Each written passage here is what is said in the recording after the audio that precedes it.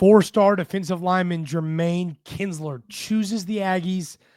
This kid adds to an already special 2026 Texas A&M defensive line.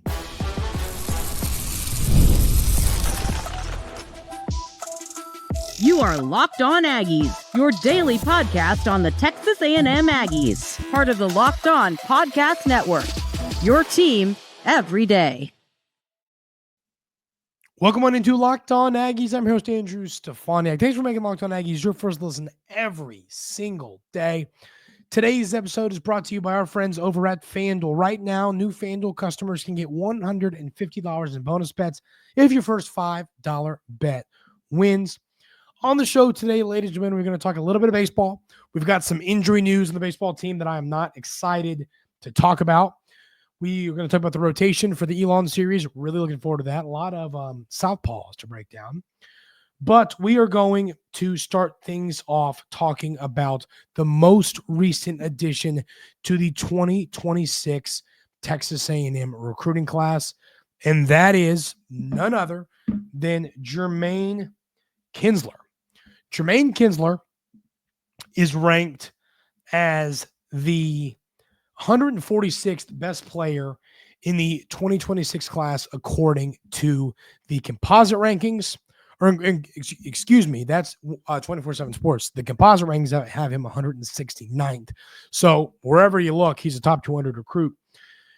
Looking at the film on this kid, the first thing that stood out to me, and this is going to be an interesting point, I think that he has that type of frame. He lists himself at 6'7", 250 on his Twitter profile, but on recruiting services, they have him at 6'7", 260. So he's got that long frame at 6'7", and you can do more. There's lots you could do here. To me, he's kind of in a spot where how athletic is he? He's pretty quick. I think there's some, he could get a little quicker. I think there's ways to go. I think he's in this middle ground where do you want him to play more on the inside? Do you want him to play more on the outside? He's definitely a defensive end right now. But I mean, if you want him to be an edge or a defensive, more of an edge player, you got to cut a little bit of weight. I think for just a defensive end, he's at a good spot right now at about 250, 260. If you want to move him inside, if you could get him up to 290, like what I'm saying is he has that frame and is at that perfect weight where he could stay where he is and probably play end. He could lose 10, 15 pounds and play edge. You could put 20 on him and put him on the inside. He has incredible first step. That's the first thing I noticed when watching this film. Really quick. He also just one of those guys, it seems like he's always in the right spot. We see this a lot. Those are my favorite type of players on the field, are the ones that just seem to always be in the right spot. No matter what happens, no matter where you think he might be going, Jermaine Kinsler is a player that is just going to always find a way to make the right play. High IQ, intelligent football player. He's also a guy, he plays basketball. I saw some clips. He played a little bit of tight end for his high school, and it's funny. Like he has this frame. He could play tight end. He could play offensive tackle if you put 35 pounds on him, 40 pounds on him. He's got a frame that he can do anything you want on the football field. And I think he's a guy, I'm not entirely sure what his future looks like on the gridiron. I think there's a lot of different things he could do, a lot of different positions he could play, which is so exciting. I like, that's the type of player I want to be. If I'm a football player, I want to be the type of guy that is capable of playing all over the field. And I think that's who he is.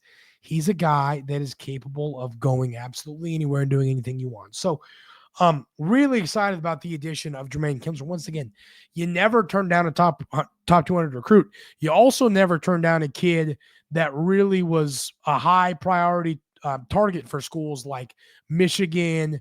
I know they were big in on him. Ohio State wanted them. I mean, when you look at the offer, listen to the offer list. You've got Texas, Tennessee, Washington, Wisconsin, South Carolina, Penn State, Oregon, Ole Miss, Ohio State, Notre Dame, Michigan State, Michigan, Miami of Ohio, Miami. I mean, it's just, he's Illinois, a player that Florida, Duke, Cincinnati, Auburn, Arizona, Texas A&M. He's a player that everybody wanted, which once again, no duh. I mean, yeah, he's a top 200 guy. Makes sense. But I mean, Michigan really wanted this kid, like really, really wanted him. And he commits to the Aggies. Michigan fans, I think, were just reading articles, were a bit blindsided by this because they really felt like, I mean, I'm pretty sure, just scheduled an official visit to Michigan. I don't know if he's still going to go on that. I mean, hey, we're still early in this process. I promise Michigan's not done yet. They're going to make their push. But it's great to see that this kid's committed. Now, this defensive line class for the Aggies right now is going to be absolutely insane. You know, I think Texas A&M, I mean, if you go back and look at the 2025 class, how many total defensive linemen did we bring in? You brought in Sims and Sanders, two guys that are going to be really, really good for you. And then you brought in Marco Jones coming off the edge. And then, of course, Landon Rink. So, you know, you brought in 4 defensive linemen. I kind of felt like I wanted to see the Aggies go get a few more guys in the defensive line in this class, especially knowing what we're losing to the NFL and both of the elite Shamars we've had for years. And of course, Nick Scorton's gone. You're losing elite talent to the next level. I thought they might go get another guy or two. Now, they did hammer at the portal, which helps there. But so in this 2026 class, you've got the edge rusher Jordan Carter, 6'4", 235, the 79th best player in the class, according to 24/7 Sports. Then, of course, Jermaine Kinsler, who we just got done talking about. Then you've got Samu Moala coming off the edge as well, 6'4", 225, 161 in the rankings. Then you've got Trayshawn Ruffin, 6'3", 307 defensive lineman, ranked as the 208th best player in the class. So, I mean, you got 2 guys coming off the edge, and then you've got more of an end in Kinsler, more of an inside guy in Ruffin, and all of these guys are inside the top 200. That is very, very scary. I mean, once again, Ruffin at 208, Moala at 161, Kinsler at 146, and then Carter at 79. This class is going to be really, really good. I mean, it's kind of like, it almost reminds me a little bit of the corners the Aggies brought in the class last year. I mean, you brought in, 4 or 5 top 250 corners in that class. It was a really incredibly talented class at the cornerback position. And I think that you're going to see this team continue to, I mean, it's a position, we all know the reality of the defensive line position at Texas A&M. It's been really, really good for a really, really long time. It shouldn't be hard to recruit defensive linemen at Texas A&M. It just shouldn't be. And seeing Coach Elko continue to hit home runs there is very exciting to see. So Kinsler's a guy, like I said, he lists himself in his Twitter profile, and I believe he does this for a reason. When you look at his Twitter profile, I'll pull this up. He lists himself as an athlete instead of a, defensive lineman. And I think that's because he knows, 4-star athlete. I think that's how he knows that he is a player that can go absolutely and play anywhere on the field. I'm excited to see what he's going to end up playing in college, because if I were to bet, yes, I think he's going to be a defensive end. If I was betting right now, what is he going to play when he gets to College Station? Yeah, I'm going to bet on him to end up playing the defensive end position, but he's the guy that can play anywhere you need. So I'm excited about him. Excited about this class as a whole. I mean, ladies and gentlemen, don't forget this 2026 class is currently sitting second overall. You got 9 commits already. Your lowest commit here, your lowest commit is Markel Ford, the safety, who is ranked as a top 500 guy, as a 3-star. And then after him, after that, you then have the lowest recruit is 244. I mean, so you've got 8 guys in the top 250, 1 guy outside who's still a top 500 guy. This class is going to be really good, and this defensive line within this class is going to be dominant. Texas A&M didn't tally as many sacks this season as I would have expected. We're going to talk about whether or not the Aggies get more pressure on the quarterback next year, and we will do that coming up right here on Locked On Aggies.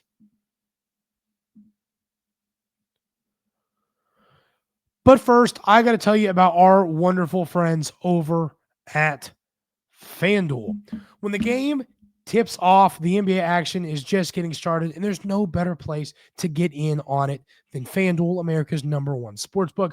With FanDuel, you can place live bets throughout the game, so even if you miss the opening tip-off or want to bet a fourth quarter comeback, you can stay in the action. And if you're looking for a bigger payout, you can even combine your live bets into a same-game parlay. I love using FanDuel's live betting feature because it keeps every moment of the game exciting. If I make a parlay and, hey, it's not looking good at halftime, I'll just live bet something. Whether I'm backing my team for a late game rally for a random team to hit a clutch 3, I never feel like I missed my chance. Plus, the app is easy to use, and when you win, you get paid instantly. Right now, new FanDuel customers can get $150 in bonus bets if your first $5 bet wins. Just visit FanDuel.com to join today. That's FanDuel.com for your shot at $150 in bonus bets. Make every moment more with FanDuel, the official sportsbook betting partner of the NBA, and, of course, the Locked On Podcast Network.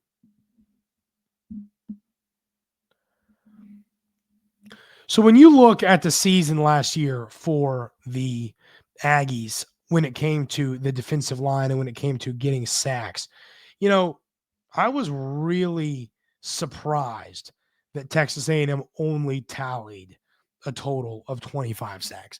I mean, we're talking about a team that the year before had 42 sacks, which led the SEC, and it was, top 5, I believe, top 10 for sure, but I believe it was top 5 in all college football. I mean, Texas A&M was absolutely getting after the quarterback all day long. So you only get 25 sacks this year. And knowing you only get 25 sacks this year, plus you are losing Nick Scorton, who was your leader in sacks.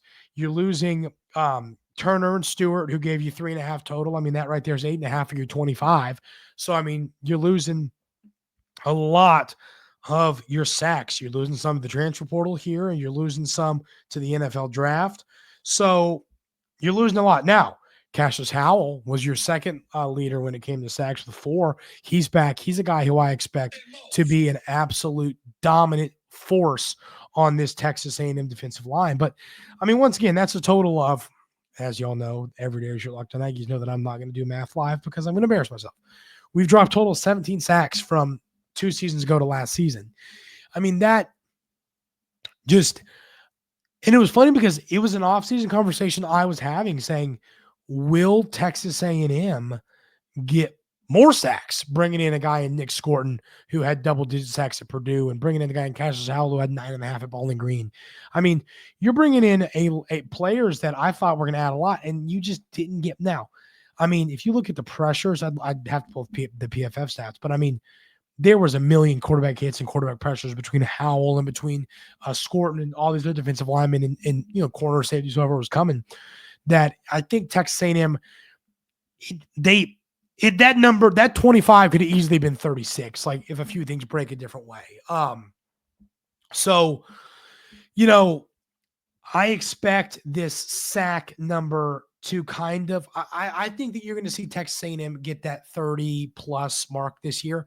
I'd love to see him get 35 plus. I mean, it's just I remember, and it's still one of the coolest moments of my career working in sports journalism media was, getting to interview Saban and I asked him ahead of the Texas A&M Alabama game before he retired.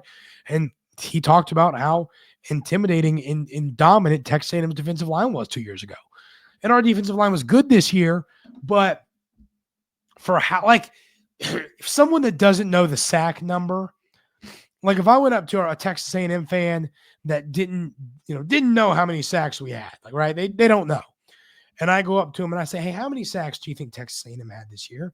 I bet you they would say something along the lines of like 36, 30. We had a really good defensive line, right?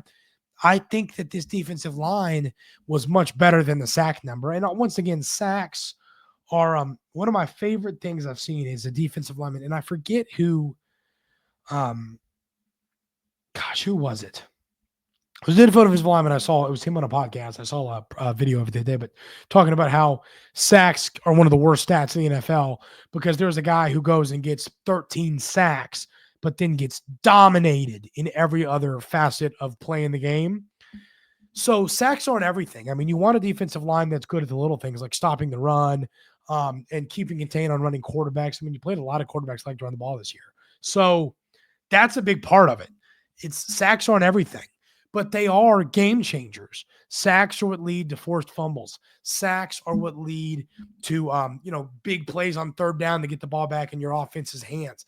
Sacks are crucial to winning games. And, I kind of look at this and I say, this Texas A&M team needs to still be good at every facet of the game when it comes to playing defensive line. They need to be good at getting at stopping the run and keeping contained on quarterbacks and all that. Yes, no question. But at the same time, they also need to be really good at getting pressure on the quarterback. I'm a big believer in sacks. Just create great things for your team. So while our defensive line, I think for lack of a better word, was elite this year, I think that's fair to say. I would love to see the defensive line, which is going to be different this year. It's going to be younger. You're losing, potentially 2 first-round picks, and you're losing 3 day 1 and 2 picks to the NFL draft right now. So knowing that that's the reality, will this team be able to find a way to continue to be incredibly gifted and talented and stop and win in those facets? So, that's something I'm kind of anxious to see what happens on this defensive line.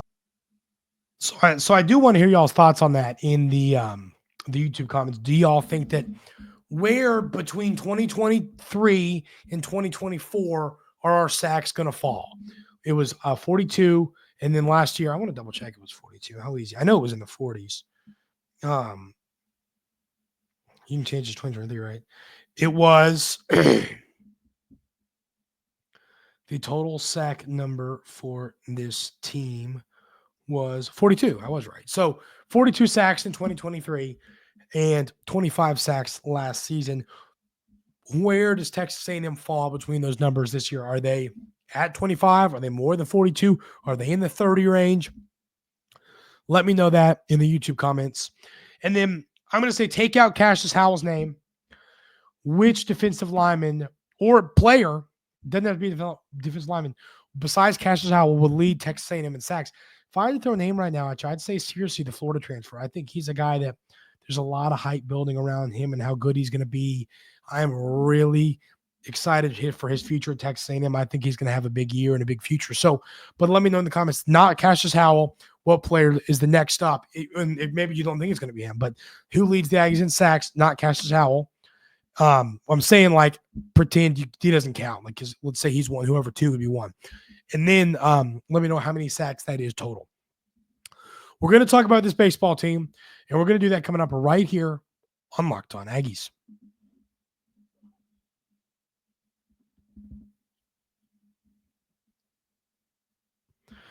It is almost baseball season. And when I say almost, I'm not talking about a week. I'm not talking about 2 months. I'm talking about tomorrow. Tomorrow is baseball season. Those of you that are new here to Locked On Aggies, baseball's my background. I played in college. I was a pitcher, so pitching's my big thing. I love talking about it. We're talking about it a lot here on the show. Normally at the tail end of shows, kind of like we do basketball, we'll kind of fit baseball and basketball at the tail end. Like we have been. So it is very, very exciting. The baseball season's back. As I've told y'all, this is a team that I believe is going to win a national championship. I think that they're really good. I am absolutely fired up to see what's going to end up happening with this team and the talent that they have. I think that the Aggies are going to be really, really good. And I think a big reason why is our pitching staff. So I like that you are returning a lot of great players within your pitching staff. That is very helpful. And I think that, we have a bunch of guys now that are going to find a way to get into this rotation that we're maybe not. When I say rotation, I mean the bullpen rotation. I think your starters are set. My concern right now is the news from Coach Early earlier, which is the injury to Caden Sorrell. It sounds like I've seen some different reports, but it sounds like he's going to be out for a little while. Definitely not playing this weekend. I'm a believer now. For those of you that say, well, let's get him back by SEC play or whatever, I agree. Obviously, I want him back now. But I do think at the same time, if we can just get him back, you don't want him to come back for the first week in SEC play. You want him to come back a few weeks before that. Live at-bats are critical. He needs to be in the box. He needs to be seeing pitches, because if he's not, it's going to be hard for him to really get back in the swing of things early. And then his first few weeks, and I'll tell you this, walking right into SEC pitching is not going to be fun for Sorrell. You want to ease in. So would love to see him back sooner rather than later. The weekend rotation features three of my favorite things in the world: left-handed starting pitchers. I think that Ryan Prager and Justin Lampkin are, guys that have been here forever. They're going to be so good this year. And then Miles Patton is your Sunday guy here. Three lefties. It's just, how are you not excited about this rotation? It's just going to be so good. It's going to be so good. And you got veteran guys. I think that matters a lot too. Pitching is something that, wily old veterans know a thing or two. And I think that these pitchers know a thing or two. So having guys that have played a lot of baseball is going to help. Really want to see, Gavin Cash. I want to see some of your transfers. Gavin Cash is a guy I want to see come in and have a really good year for this baseball team. He's a guy at Tech that was darn good, comes over. I think he's going to help us out. Want to see a big year from Jace Laviolette. A guy that I think is going to be an NFL player. Maybe he's probably capable of that, but a guy that I do believe is going to be a MLB player. I just think that he has such a huge season coming up ahead of him. I'm really just fired up to see what he's going to end up doing. But you just got so many players. You got Wansing back. You got, obviously, Prager, we just talked about. You got Moss back on the mound. You got Miles Patton on the mound, another lefty. You've got so many great pitchers, and you've got a lot of left-handed pitching, and left-handed pitching a lot of times makes the difference for a team. So, I think that you've got the rotation to be special. You've got the lineup to be special. Want to see Caden Sorrell get back and get healthy soon, but this team's really good. They're my pick to win the national championship. I think there were a lot of people's pick to win the national championship. So I'm excited to see what is going to happen with this baseball team, because I think it's going to be incredibly special. Can't wait to talk about the game. We'll talk about the series on Monday. So really excited about that. Hope everyone has a great rest of their Thursday, and we'll see you tomorrow right here on Locked On Aggies.